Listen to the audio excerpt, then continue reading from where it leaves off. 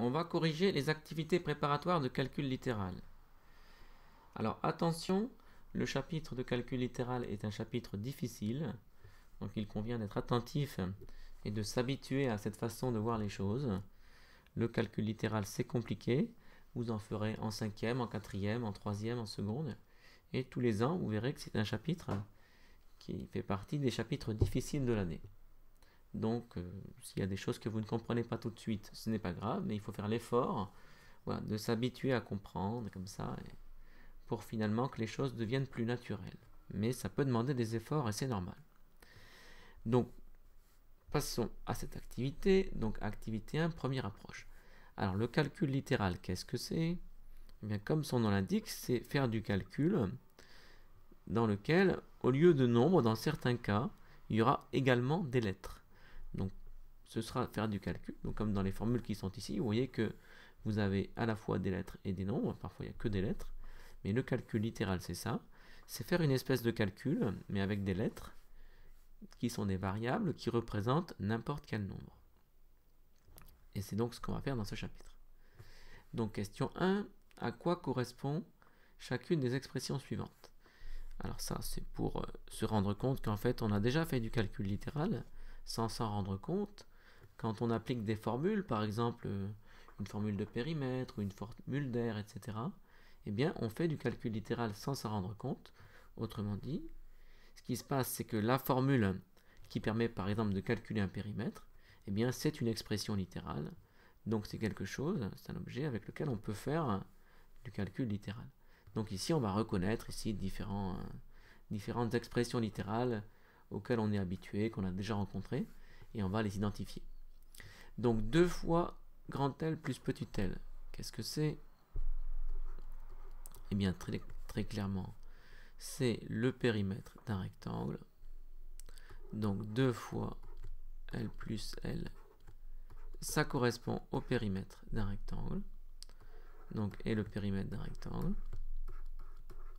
Donc, cette expression littérale, typiquement, elle représente le périmètre d'un rectangle.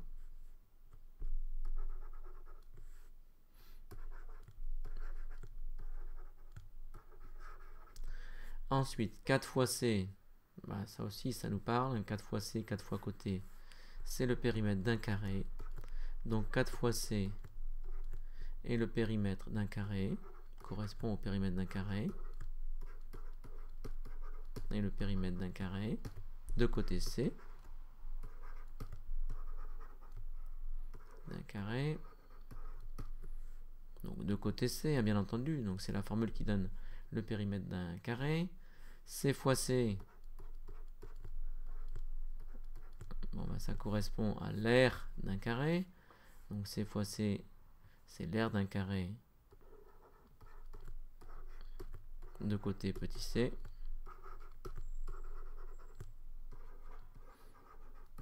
Donc j'écris et, on pourrait mettre correspond à. Mais bon, vous avez compris, chaque formule correspond ici à une situation. Donc 2 fois pi fois r. Là encore, cette formule, elle nous parle. Elle correspond au périmètre d'un disque. Donc, et le périmètre d'un disque, ou la longueur d'un cercle si on préfère. Je vais mettre et la longueur d'un cercle. Et la longueur d'un cercle.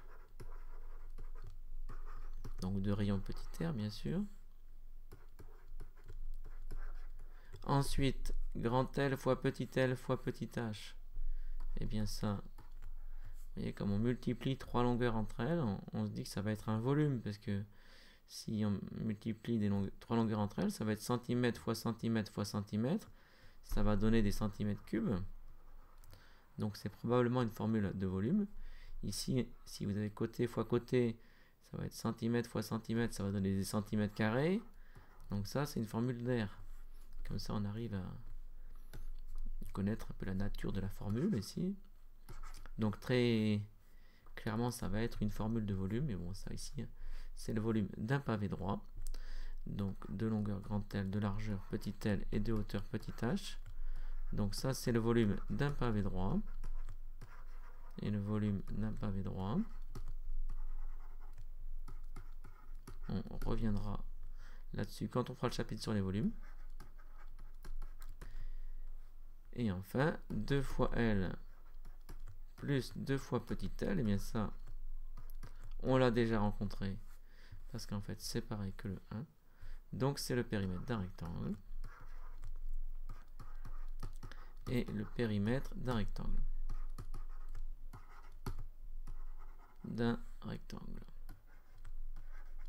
Donc, voilà pour la question 1.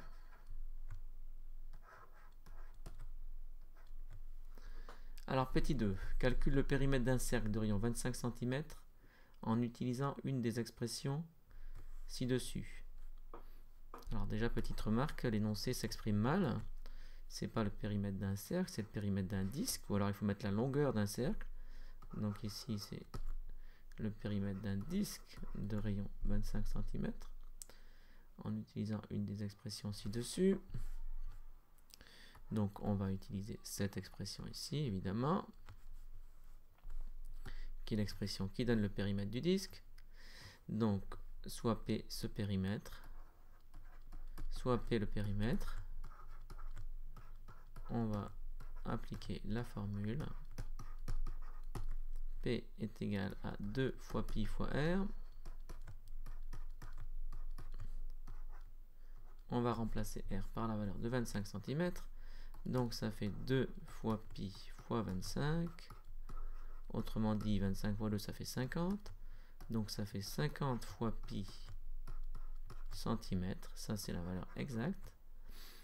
Et si on veut une valeur approchée, on utilise la calculatrice pour obtenir une valeur approchée de pi. Sinon, vous pouvez prendre 3,14 ou 3,14,16 si vous voulez être plus précis. Donc ici, moi, je vais utiliser la touche de la calculatrice pour avoir une précision encore plus grande. Donc on tape 50 fois, et j'utilise la touche pi de la calculatrice, 50 fois pi, et ensuite je passe à la valeur décimale, et donc j'obtiens 157. C'est environ ici, hein, parce que sinon il y aurait une infinité de chiffres après la virgule, donc je vais prendre 157,08 cm. L'énoncé ne précise pas quelle précision on veut, donc on va garder ça. Donc dans la question 3, on vous demande pourquoi deux des expressions ci-dessus sont-elles équivalentes. Donc on a vu que c'était ces deux-là. Hein. Donc celle-ci, de couleur, celle-ci et celle-ci. Donc 2 fois, entre parenthèses, L plus L, et 2 fois L plus 2 fois L. Alors ces deux expressions égales, d'après quoi? Eh bien elles sont égales, on l'a vu, d'après la propriété de distributivité, parce que si on fait 2 fois L plus L, c'est pareil que 2 fois L plus 2 fois petit l. Donc la distributivité permet de comprendre pourquoi ces deux expressions sont équivalentes. Autrement dit, toujours égales, hein, c'est la même formule en fait, mais interprétée de deux façons différentes, parce que ça et ça, c'est toujours égal, et on peut le voir grâce à la propriété de distributivité. Donc petit 3, ces expressions sont équivalentes d'après la propriété de distributivité. Ces expressions sont équivalentes d'après la propriété de distributivité. D'après la propriété de distributivité, à savoir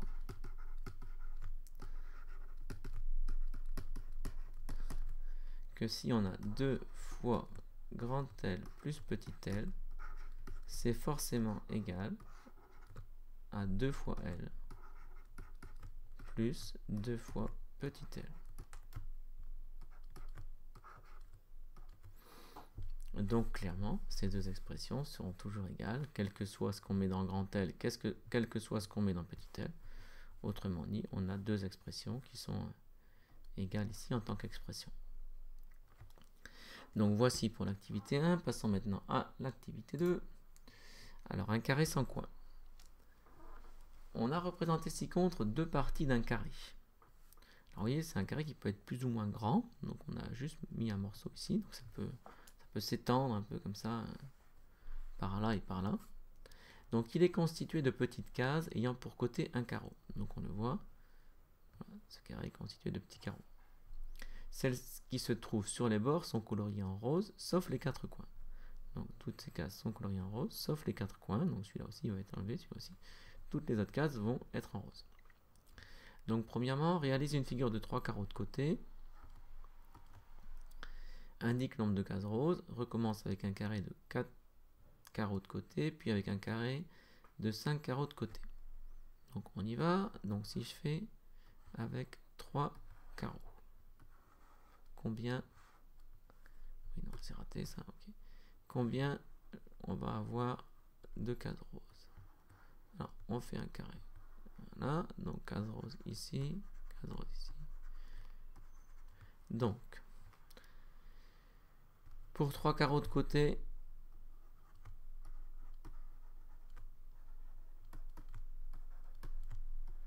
on a clairement 4 cases roses. Maintenant, je fais 4 carreaux de côté.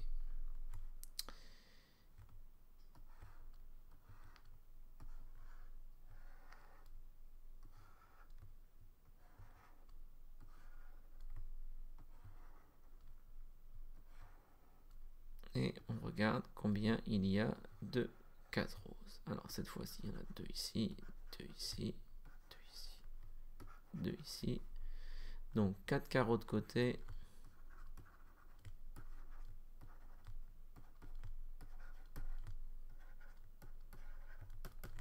Ça donne 8 cases roses. Visiblement. Après, on y va. On fait un carré avec 5 côtés. Avec un côté de 5. Avec 5 carreaux sur le côté. 1, 2, 3, 4, 5. 1, 2, 3, 4, 5. Il y a donc 3 cases roses ici, 3 cases roses là, 3 cases roses là et 3 cases roses là. Donc pour 5 carreaux de côté, il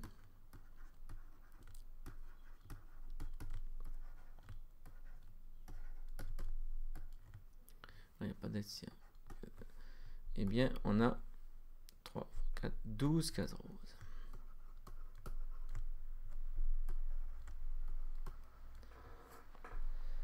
Donc voici, on a répondu à la question 1. Et donc maintenant la question 2, c'est de... Oui, on voit qu'il y a une logique qui apparaît ici. Donc pour 3 carreaux de côté, 4 cases roses. Pour 4 carreaux de côté, 8 cases roses. 5 carreaux de côté, 12 cases roses. Et donc le calcul littéral va me permettre de modéliser une situation en fait où on ne connaît pas le nombre de carreaux qu'il y a sur le côté, mais je peux effectivement ici représenter cette situation générale grâce à une lettre. Et c'est à ça qu'ici on va utiliser le calcul littéral. Dans un premier temps, dans la question 2, on va d'abord essayer de deviner, sans utiliser de lettre, les valeurs compte tenu de la logique qui se profile ici. Donc quel est le nombre de cases roses pour un carré de 6 carreaux de côté? Alors pour un carré de 6 carreaux de côté, qu'est-ce qui va se passer? 6 carreaux de côté. On va avoir 6 carreaux sur chaque côté. Donc en fait, si on enlève les cases blanches ici, on va avoir 4 carreaux ici, 4 carreaux là, 4 carreaux là. Donc on va avoir le nombre de cases roses. Nombre de cases roses.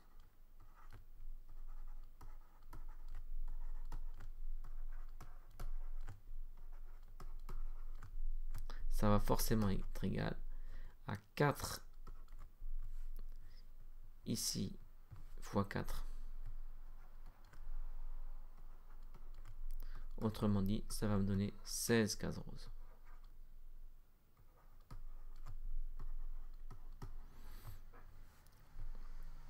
Là, on voit bien la situation. Il faut enlever 2 à chaque truc. Donc, il reste 4 sur chaque côté. Donc, 4 fois 4, 16. Et on continue. Pour 12 carreaux. Pour 12 carreaux. Donc, pour un carré. Donc, pour 12 carreaux. Donc, pour un carré de 12 carreaux de côté. Eh bien, même principe. On va avoir 4 fois 10 égale 40 cases roses.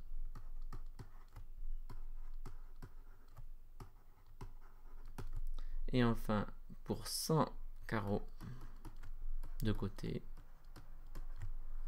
pour 100 carreaux, et bien cette fois-ci, il faudra faire 4 fois 98.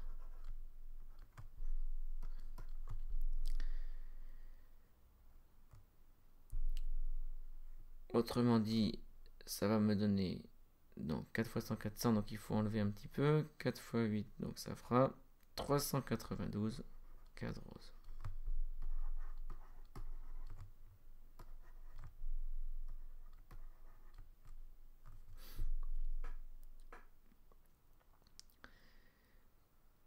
Voilà, donc ça, on a répondu à la question 2.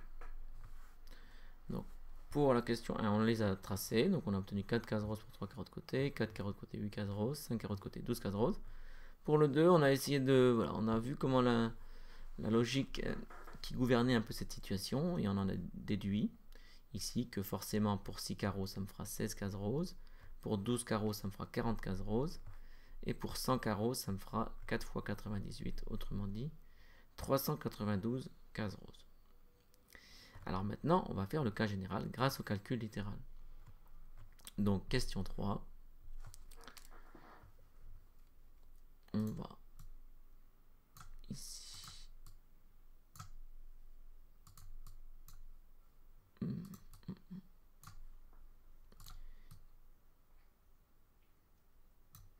Maintenant, faire le cas plus général. Donc, question 3. Le professeur appelle X. Donc, le professeur, lui, il va faire du calcul littéral. Donc, le professeur appelle X le nombre de carreaux d'un côté du carré. Donc là, on a vu qu'ici, ça correspondait à X égale 6, là 12, là 100, etc. Donc, le professeur appelle X le nombre de carreaux d'un côté du carré. Et G le nombre de cases roses.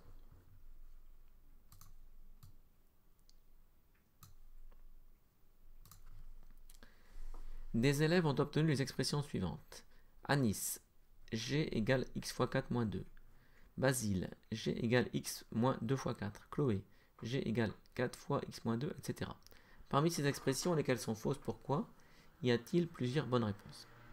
Alors, il faut déjà que ces formules, elles rendent compte des situations qu'on connaît. Donc par exemple, on a vu, si on prend les cas simples, que si on prenait 3 carreaux de côté, il faut que ça donne 4 cases roses. Si la formule ne vérifie pas ça, c'est même pas la peine de la garder, on sait qu'elle marche forcément pas. Alors, si on prend 3 carreaux, il faut que ça fasse 4 cases roses. Alors, est-ce que ça marche ici si on fait x fois 4 moins 2? Ben non, parce qu'en fait, si on prend 3 cases roses, 3 x égale 3, 3 fois 4, 12, 12 moins 2, 10. Donc à Nice, c'est pas bon parce que si je fais... Donc, donc l'expression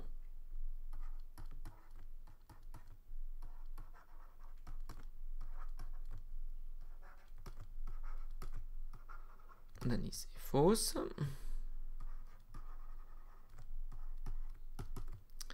Donc si on place pour x égale 3,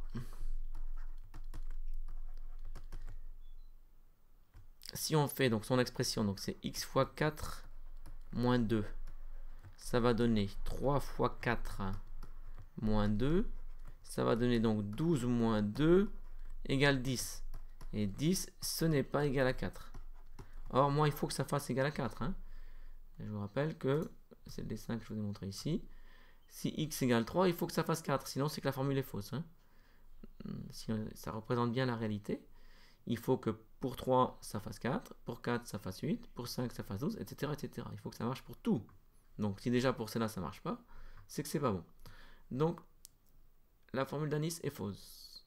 Passons maintenant à la formule de Chloé. Alors, la formule de Chloé est-elle juste? Eh bien, la réponse est oui, donc on ne va pas l'éliminer tout de suite.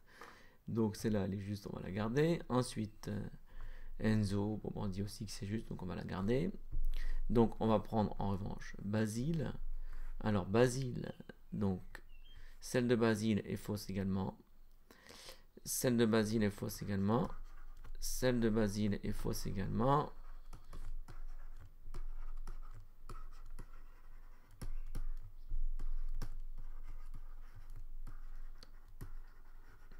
En effet, si on prend, alors je vais reprendre le même, je vais prendre pour x égale 3, déjà ça va suffire pour montrer que ça marche pas. Si je fais son expression, l'expression de Basile, c'est x moins 2 fois 4.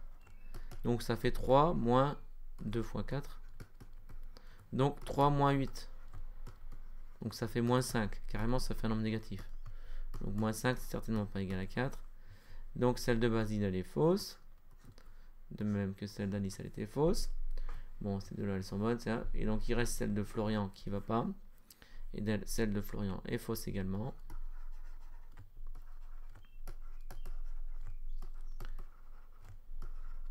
Et fausse également.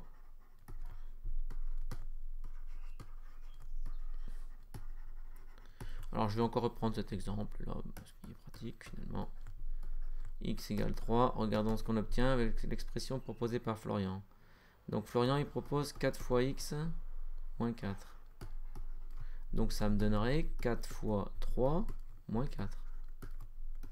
Donc 12 moins 4. Donc ça me ferait 8. Et c'est pas bon parce que ça fait pas 4. Donc celle-là, elle n'est pas bonne non plus. Donc celles qui sont fausses, c'est celle d'Anis, celle de Basile et celle de Florian. Alors les trois autres expressions sont justes. Les trois autres expressions sont justes. Les trois autres expressions sont justes.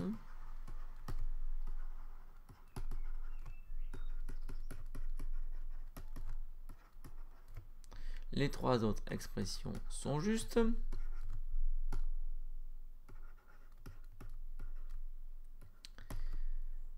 Alors on pourrait être surpris que trois expressions qui ont l'air différentes sont égales. Alors comment on pourrait expliquer ça? Alors, il y a donc plusieurs bonnes réponses. Hein. Si on vous pose la question, il y a plusieurs bonnes réponses. La réponse est oui, les trois autres sont justes. Il y a donc plusieurs bonnes réponses. Il y a trois bonnes réponses.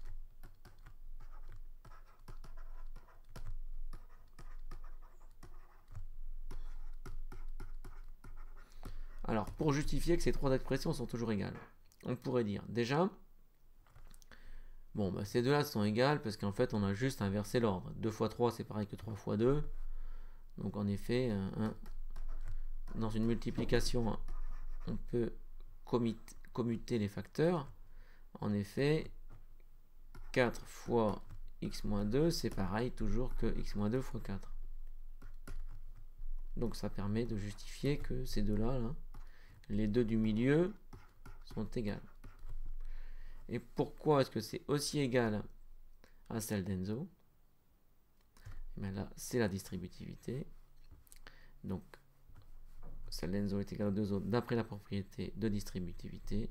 Et d'après la propriété de distributivité, la distributivité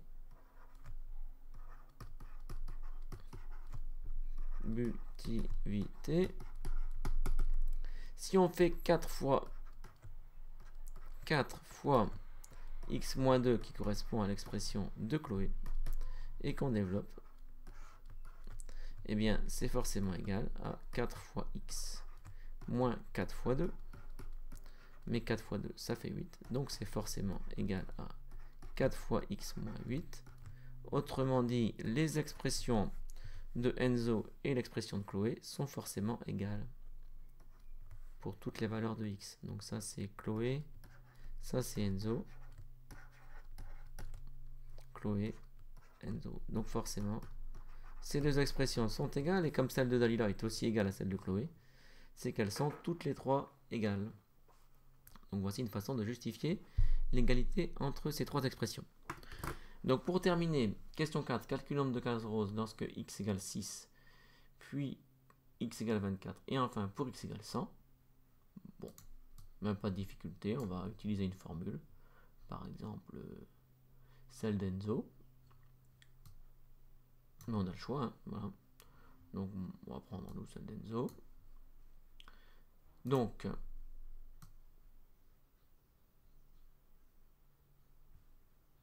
j'aurais pas dû faire ça. Bon, tant pis, on descend ici, ok. Hop. Voilà. Donc, on a dit que la formule d'Enzo, c'était ça, qui était bonne. Et donc, on veut calculer cette formule. Donc, on y va. Donc, petit 4. Voilà. Donc, on va utiliser la formule d'Enzo, on va le dire. Donc, on utilise l'expression d'Enzo. On pourrait aussi prendre celle de Chloé et de Dalila. Hein. On utilise l'expression d'Enzo. Comme on veut. Donc, allons-y. Pour x égale 6. Pour x égale 6. Alors, on va permettre de vérifier si on s'était trompé ou bien pas. Donc, nous, on avait trouvé, pour x égale 6, en devinant là un peu, là, avec la logique, on avait trouvé 16 cases roses. Donc, vérifions qu'on trouve bien 16 cases roses quand on applique la formule. Donc, G égale, alors cette fois-ci, je vais l'appeler G parce que j'ai validé la formule d'Enzo, donc je peux l'appeler G. 4 fois x moins 8. Ça fait 4 fois 6 moins 8. Donc 24 moins 8. 24 moins 8, ça fait 16 cases roses. Et c'est bien ce qu'on avait trouvé par le raisonnement ici. Voilà, en essayant de deviner la logique, on avait bien trouvé 16 cases roses, nous aussi. Donc tout ça est cohérent, c'est rassurant. Alors on poursuit. On essaye maintenant pour x égale 24.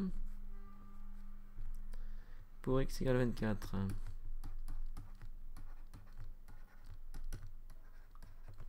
G égale 4 fois x moins 8. Ça va me donner 4 fois 24 moins 8.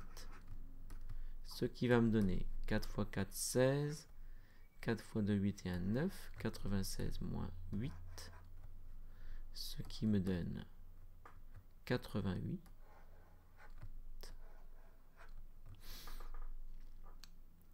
Voilà. Donc 88 cases roses. Et enfin, pour x égale 100.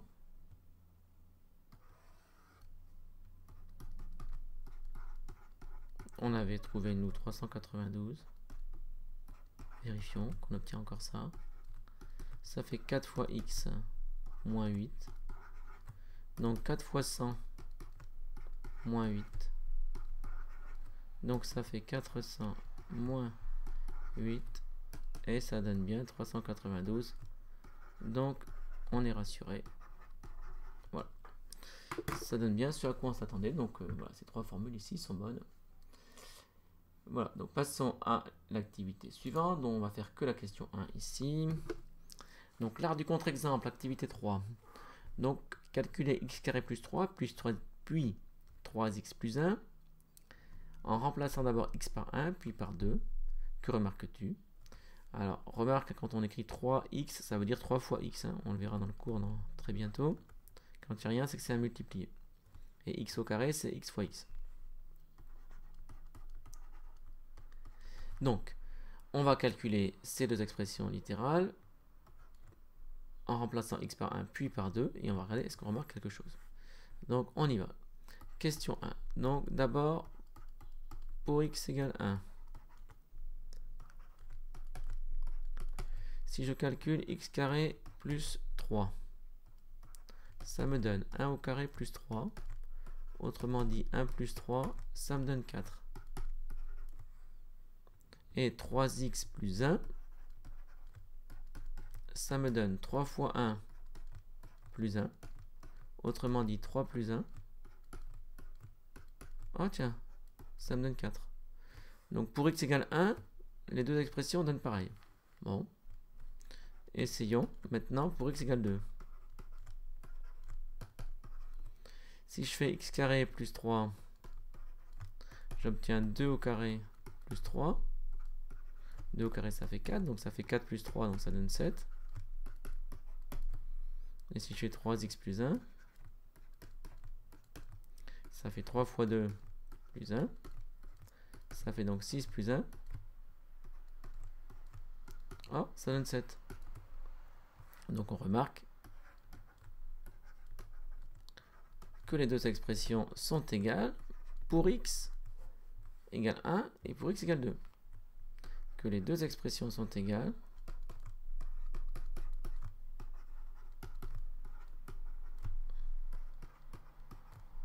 pour x égale 1, elles valent toutes les deux 4, et pour x égale 2, elles valent toutes les deux 7. Sont égales pour x égale 1 et pour x égale 2. Pour x égale 1 et pour x égale 2. Et pour x égale 2. Mais est-ce que ces deux expressions sont égales en tant qu'expression? Justifie. Bon, on a vu que c'était égal pour 1 et pour 2. Est-ce que c'est égal pour tout le monde? Ce serait quand même bizarre, parce que les formules, elles sont quand même... Voilà, on dirait quand même que c'est bizarre qu'elles seraient égales. Hein. Bon, bah alors essayons, par exemple, pour x égale 0. Essayons pour x égale 0. X carré plus 3.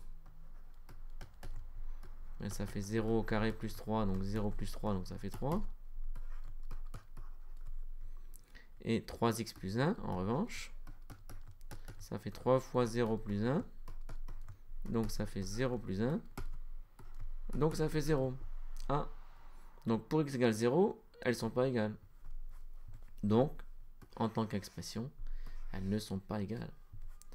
Donc, les deux expressions ne sont pas égales pour x égale 0, donc elles ne sont pas égales. Et donc ça, c'est faux. Donc, les expressions ne sont pas égales pour x égale 0. Donc, en tant qu'expression, elles ne sont pas égales. Ne sont pas égales pour x égale 0. Donc, x carré plus... Alors, on va l'écrire comme ça, x carré plus 3 n'est pas égal. Là, oui, c'est entre expressions. En tant qu'expression, elles ne sont pas égales. Hein. X carré plus 3 n'est pas égal. Hein. Ces deux expressions ne sont pas égales. On n'aime pas trop l'écrire comme ça. On préférait écrire... Donc, les expressions ne sont pas égales. Entendu en tant qu'expression. Parce que si elles sont égales, elles doivent être égales pour toutes les valeurs de x. Et là, déjà, j'en ai trouvé une qui ne marche pas. Donc, s'il y en a ne serait-ce qu'une qui ne marche pas, c'est qu'elles ne sont pas égales. Et juste pour information, ces deux expressions ne sont égales que pour ces deux valeurs. Hein. Si vous prenez autre chose que 1 et 2, vous vous rendrez compte qu'elles ne sont jamais plus égales. Enfin, elles ne sont égales que pour ces deux valeurs. Sinon, elles ne sont pas égales.